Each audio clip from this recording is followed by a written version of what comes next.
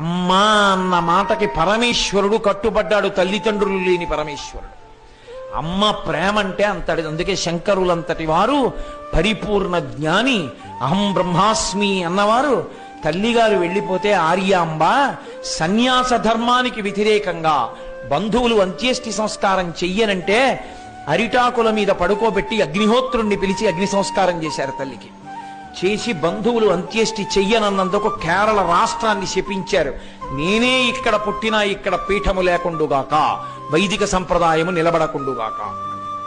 అందుకే సనాతన ధర్మం కన్నా ఇతర విశ్వాసములు ఎక్కువ కేరళలో.